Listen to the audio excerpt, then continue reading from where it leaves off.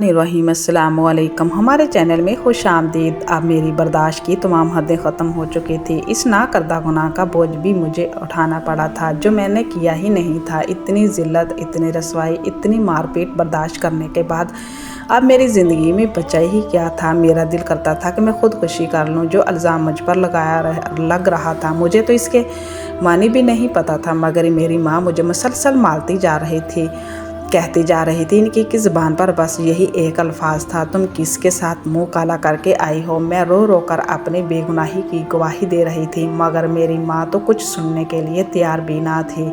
जबकि मेरा भाई एक कोने में चुपचाप खड़ा मुझे घूर रहा था। मुझे ऐसा लग रहा था कि अभी मेरा भाई उठेगा और कोई ना कोई हथियार लेकर आएगा और मुझे गैरत के नाम पर कत्ल कर देगा। क्योंकि हाल में ही हमारे क्लास में एक ऐसा ही वाक़या हुआ था। लड़की का किसी लड़के का साथ चक्कर था। जब इसके भाई को इस बात का पता चला तो उसने गैरत के नाम पर अपनी बहन को कत्ल कर देगा। मुझे बहुत खौफ आ रहा था। इस खौफ से मेरे हाथ पैर कांप रहे थे। हालांकि वो लड़की मुझसे उम्र में बहुत ज़्यादा बड़ी थी, मैं तो अभी सिर्फ 14 साल की बच्ची थी। मुझे तो इन बातों के बारे में कुछ पता भी नहीं था, मगर मेरी तबीयत इतनी ज़्यादा ख़राब हुई, मेरा पेट बढ़ता जा रहा था। मेरा भाई मुझे डॉक्टर के पास ले गया। मेरी माँ भी मेरे साथ चली आई थी और डॉक्टर ने ऐसी बात कही जिसे सुनकर अम्मा का बस नहीं चल रहा था कि वो मुझे क्लिनिक के अंदर ही मार डाले। डॉक्टर ने कहा कि मैं माँ बनने वाली हूँ। ये सुनकर मेरी माँ को इतना बड़ा सदमा लगा। वो एकदम से डॉक्टर के साथ लड़ने लगी और कहने लगी, मेरी बेटी अभी इतनी छोटी है, 14 साल की बच्ची है और आप कैसी बातें कर रहे हैं। मेरी बेटी को तो अभी शादी भी नहीं हुई। डॉक्टर ने अम्मी को मेरी रिपोर्ट्स दिखाई और कहा, ये देखें, ये मैं नहीं कह रही, ये रिपोर्ट कह रही है कि आपकी बेटी हामिला है। कोई क़यामत थी कि जो मेरे सर पर टूटी थी। डॉक्टर की बात मेरे सर के ऊपर से गुजर रही थी, मगर मैं इतना जानती थी कि मुझ पर बहुत बड़ी तोहमत लगा दी गई है। मेरा तो किसी के साथ भी इस किस्म का कोई तल्लक नहीं था। फिर ये सब क्या हो रहा था, ये सब कुछ मेरी समझ से बाहर था। मैं तो अभी गुड्डे गुड़िया खेलने वाली थी, मगर अब मेरी ज़िंदगी मेरे साथ खेल खेल रही थी और मैं बेबसी से अपनी ज़िंदगी के साथ खिलवाड़ होता देख रही थी। मेरी माँ मुझे खून ख़वारा नज़रों से देखने लगी। मेरी बाई को भी हालत मेरी माँ जैसी ही थी और मैं हैरत से डॉक्टर की तरफ देखने लगी कि क्या बोल रही है। तभी मेरी माँ मेरा हाथ पकड़कर मुझे एक सीढ़ती हुई घर तक ले गई और बंद कमरे में मुझे इतना मारा कि मैं लहूलुहान हो गई। वो मुझ पर चीखती जा रही थी, चलाती जा रही थी, मगर साथ साथ इनको ये भी खौफ था कि कहीं पड़ोस वाले ये बात ना सुन लें और इनकी बदनामी ना हो जाए। जब अम्मी मुझे मार कर थक गई थी तब आराम से पूछने लगी कि तुमने कुछ गलत तो नहीं किया, लेकिन तुम अपनी सहेलियों के साथ खेलने जाती थी, स्कूल जाती थी, तुम मुझे ये बताओ कि वहाँ पर किस आदमी ने तुम्हारे साथ ज़ोर ज़बरदस्ती की, क्या तुमको हाथ लगाया।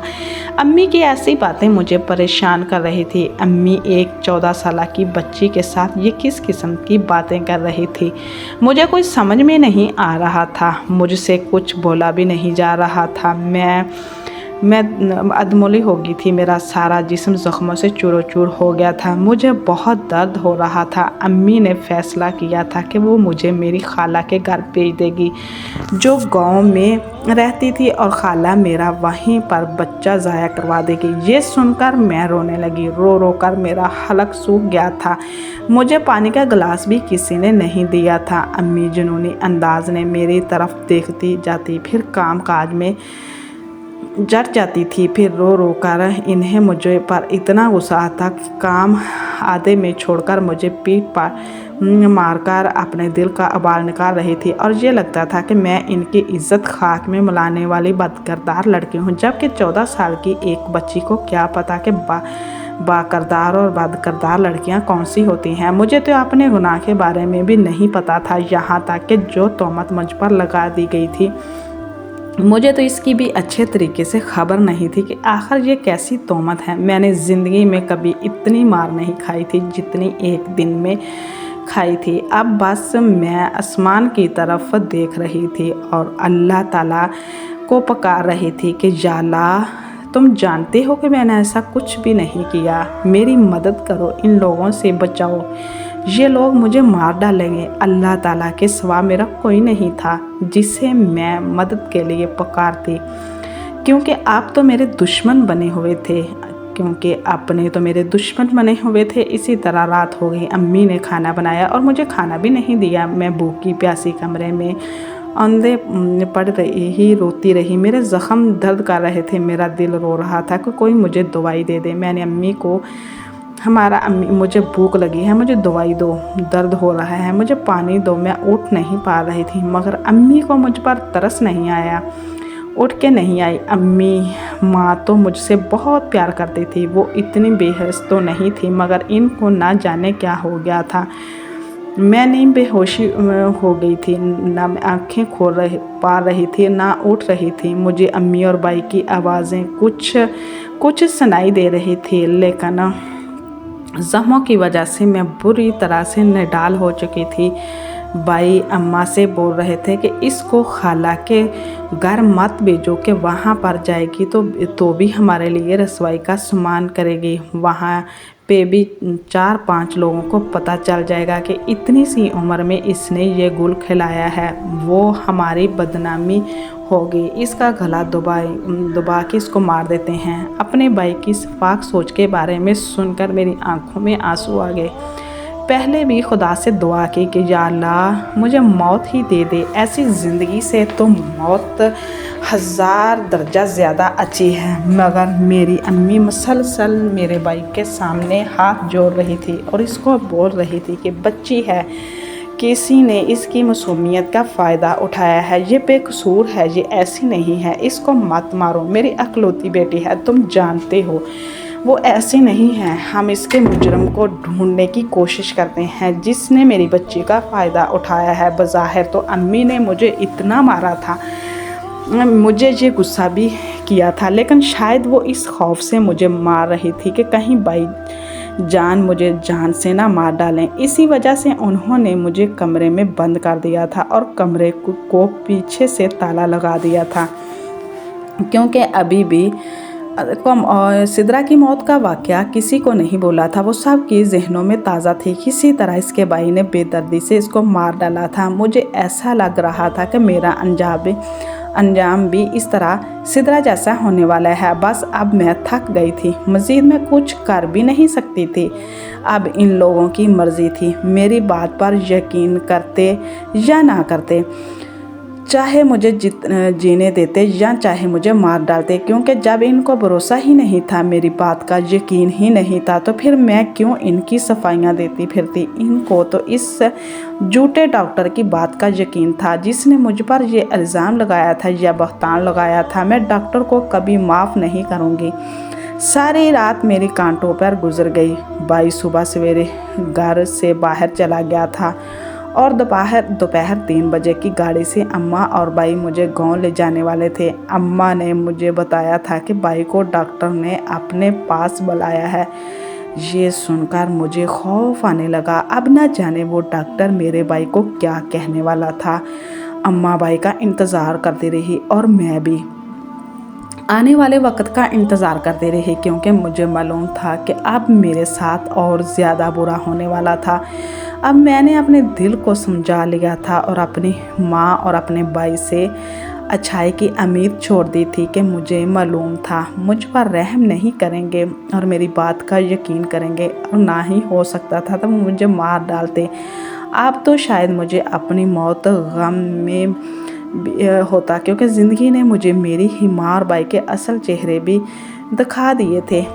मेरे माँ के दिल में मेरे लिए मोहब्बत तो थी, लेकिन वो मेरे लिए किसी के साथ भी कभी नहीं लड़ सकती थी। इस बात ने मेरा दिल तोड़ के रख दिया था। मगर जब मेरा भाई हॉस्पिटल से वापस आया तो अम्मी के कमरे में बैठ गया और मुझे अपने पास बुलाया। मैं उठ भी नहीं पा रही थी।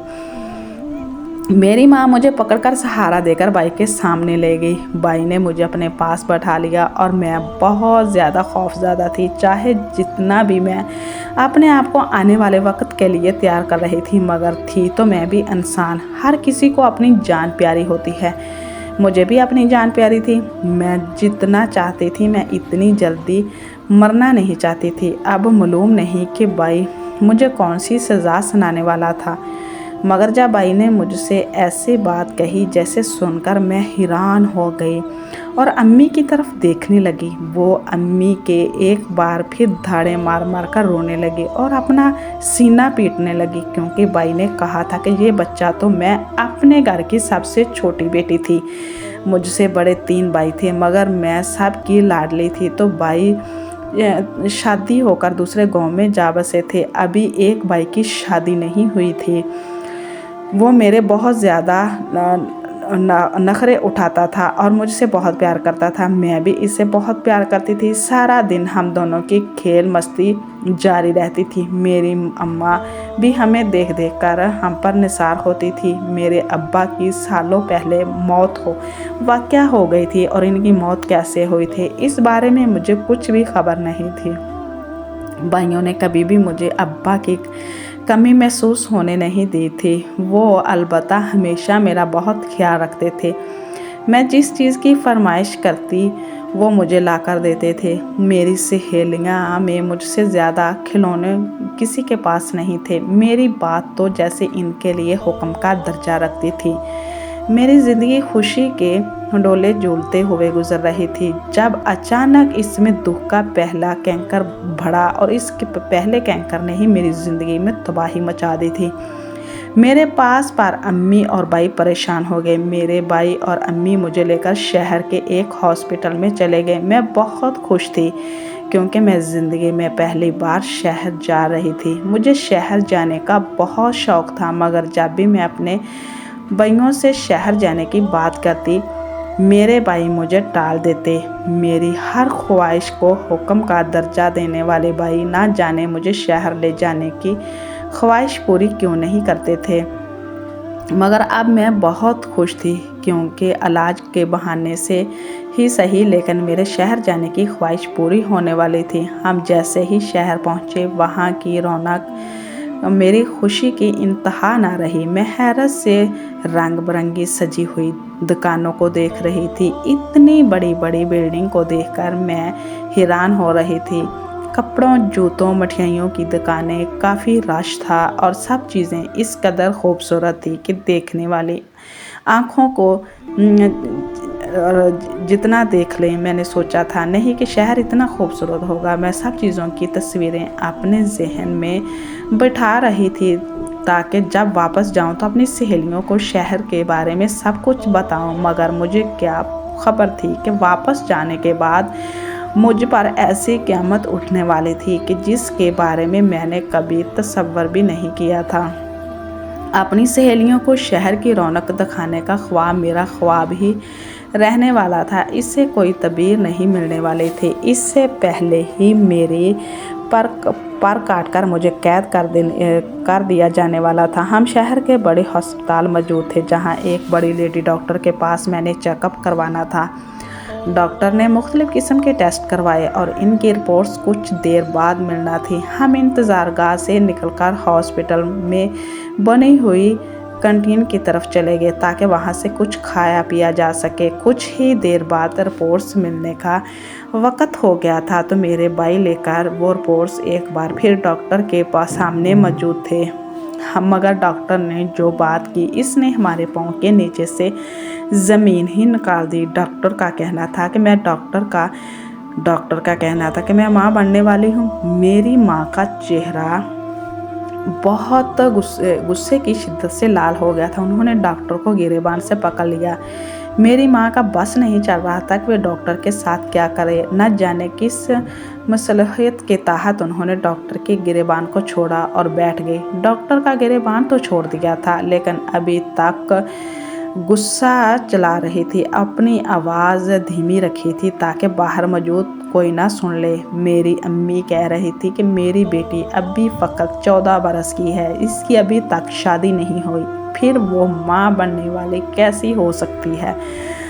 इस शहर में भाई के दोस्त का 2 कमरों का घर था। हम शहर आकर इधर से ही घर की चाबी बाई के पास थी, जहाँ पर किसी को पता नहीं चला कि मेरे साथ क्या हुआ। अगर हमारा गांव होता तो सारे गांव में जंगल की आग की तरह ये बात फैल जानी थी। गांव वालों को एक दूसरे का बातों का गिन बातें बहुत ज़्यादा आदत है। जब बाई इनके नंबर पर डॉक्टर ने फ़ोन करके इसे क्लिनिक आने का कहा, क्लिनिक से वापस आकर बाई ने मुझे बुलाया। अब मैं इनके सामने सर झुकाए मुजरम की तरह बैठी थी और अपनी सज़ा का इंतज़ार कर रही थी।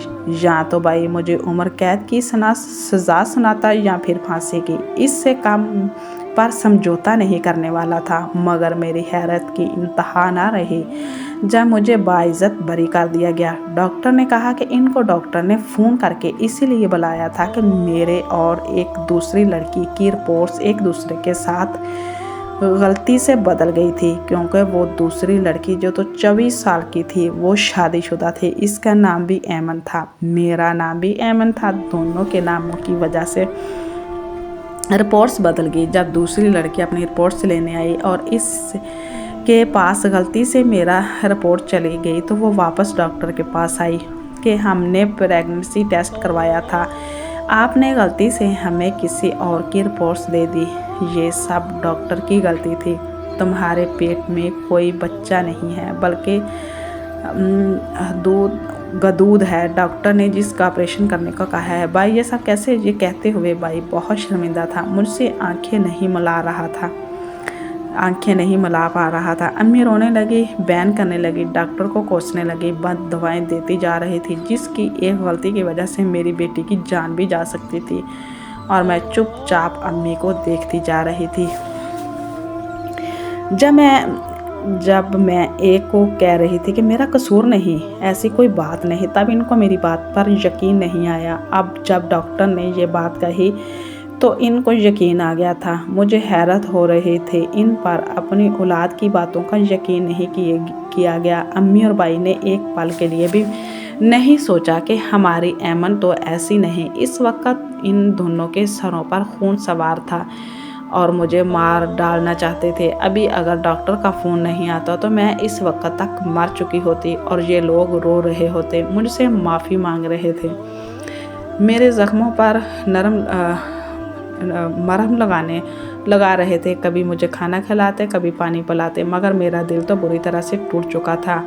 ना इनकी तरफ देखने को दिल कर रहा था, ना इनसे बात करने को दिल कर रहा था। ये लोग इतने संगदिल कैसे हो सकते हैं? गैरों की बातों पर इनकी कोई यकीन आ जाता। मुझे डॉक्टर के पास ले जाओ, मैं इसकी खबर लेती हूँ, इसको बताऊँगी कि तुम्हारी वजह से मेरी बेटी की कैसी हालत हो गई है, वो मरने के करीब हो गई है। हमने इनकी बातों का यकीन नहीं किया। ये तुम्हारा पेशा है, तुम डॉक्टर हो, मसीहा हो, तुम्हारी इतनी सी गलती किसकी जान ले सकती है? अम्मी से गुस्से से पागल हो रही थी। अब पहले जो अम्मी का गुस्सा मुझ पर निकल रहा था, अब डॉक्टर पर निकल रहा था। अम्मी ने इतनी ज़िद की थी कि भाई इनको डॉक्टर के पास लेकर जाना ही पड़ा। अकेले कमरे में पड़ी अब रब के साथ शिकायत कर रही थी कि ये क्यों मेरे लिए ये आजमाइश चुनी थी, जो मुझे अपने के ऐसे रूप दिखाए थे, जो मेरा दिल चीर रहे थे, जिन्हें मैं बर्दाश्त नहीं कर पा रही थी। मैंने सुना कि अल्लाह ताला अपने बंदों को इसकी बर्दाश्त से ज़्यादा नहीं आजमाते, मगर मुझे ऐसा लग रहा था कि मेरी बर्दाश्त की तमाम हदें ख़त्म हो गई थी। एक दिन मैंने इन लोगों को कैसे कैसे रूप दिखा लिए थे। मुझे अगर मौत आ जाती तब भी मुझे ज़िंदगी ख़त्म होने का इतना अफसोस ना होता जितना इन लोगों के इस भयानक रवैये को देखकर हुआ था। बस बेटियां ऐसी होती हैं, इनको बहुत प्यार नाज के साथ रखने के साथ रखा जाता है, फिर एक छोटी सी गलती या ना करदा गुनाह की वजह से इनकी तरह सज़ा दी जाती है। मेरी तरह न जाने कितनी बेटियां इस तरह की तकलीफ़ और अजियत सह रही हैं। कभी इनका कसूर होता है तो कभी बेकसूर भी मारी जाती हैं। कोई इनका हाल पूछने वाला भी नहीं होता। जब इन पर इल्ज़ाम लगा दिया जाता है तो सब सज़ा देने के लिए तैयार हो जाते हैं, सच झूठ जानने की कोशिश भी नहीं करते। अम्मा वापस आ गई थी और डॉक्टर को भी अपने साथ लाई थी। अम्मा ने डॉक्टर को इस कदर लानत की थी कि वो अम्मी के साथ आ गई थी। और मुझसे माफ़ी मांग रही थी और मेरी हालत देखकर वो बहुत शर्मिंदा हो रही थी और बार बार मुझसे वो माफ़ियाँ मांग रही थी कि मेरी गलती की वजह से मुझे इस कदर मारपीट बर्दाश्त करना पड़ी। मारपीट का एक तरफ मुझे जो ज़ख्म रूह पर लगे थे, मुझे सिर्फ इनकी तकलीफ़ सता रही थी। अज़ियत से मेरा दिल फटा जा रहा था। मुझे अपनी माँ और भाई का रवैया भला ही नहीं भूलता था। अब इसका डॉक्टर ने मेरा मुफ्त इलाज करने का फ़ैसला किया था, अपनी गलती की अजाला के तौर पर।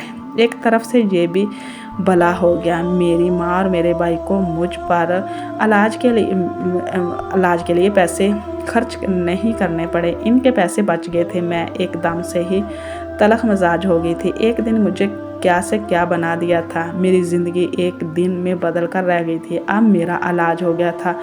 ऑपरेशन के बाद वो दूध निकाल दी गई थी। कुछ दिन मैं हॉस्पिटल में एडमिट रही। जब मेरी तबीयत कुछ बेहतर हुई तो हम लोग गांव वापस आ गए। मेरी टांगों में अभी भी तकलीफ़ थी, मगर एहतियात से सब ठीक हो सकता था। अब मुझे पेट में दर्द नहीं होता था, मगर अब मुझे दिल में दर्द होता था। जो रवैये मेरे अपनों ने मेरे साथ अख्तियार किया था, इसकी वजह से मेरा दिल बिल्कुल टूट गया था। मैं चाहकर भी वो भयानक दिन नहीं भूल सकती थी। मेरी ज़िंदगी का सबसे बुरा और बदतरीन दिन था वो। इसके एक दिन में मैंने क़यामत का मंजर देखा था। अगर क़यामत भी आ जाती तब भी शायद इतनी हौलनाक ना होती जितना हौलनाक मेरी ज़िंदगी का वो दिन था, क्योंकि मेरी खूनी रिश्तों ने इस वक्त मुझे अजियत पहुंचाई थी। अब अम्मा और मेरा भाई मेरे आगे पीछे घूमते फिरते खाने पीने की चीज़ें लाते थे, कपड़े लाते थे। मुझे किसी चीज़ में कोई दिलचस्पी महसूस नहीं हो रही थी। मैं बिल्कुल खामोश हो गई थी। वो लोग मुझसे बोलते थे कि बात करो, पहले की तरह हंसो, घूमो फिरो, लेकिन उन्होंने मुझे पत्थर का बना दिया था। अब वो चाहते भी तो मैं पहले जैसे नहीं बन सकती थी। मेरी हंसी मुझसे छीन ली गई थी। मेरा बचपना ख़त्म हो गया था। मैंने अम्मी से कहा कि मैं चंद माह के लिए अपने बड़े भाई के घर जाना चाहती हूँ। इसी तरह मैं अपने बड़े भाई के घर आ गई थी। यहाँ जो कुछ अपने भतीजे भतीजियों के साथ बैठकर इनके साथ खेलकर मेरा दिल बहल गया था। मेरा वापस जाने को बिल्कुल भी दिल नहीं कर रहा था। 3 महीने तक मैं अपने भाई के घर रही। वक्त तेज़ी से गुजर रहा था। मैं 17 साल की हो गई जब मेरे लिए मेरी भाभी के भाई का रिश्ता आया। जब मैं भाई के घर रहती थी तब भाभी का भाई अक्सर इनसे मिलने आता था।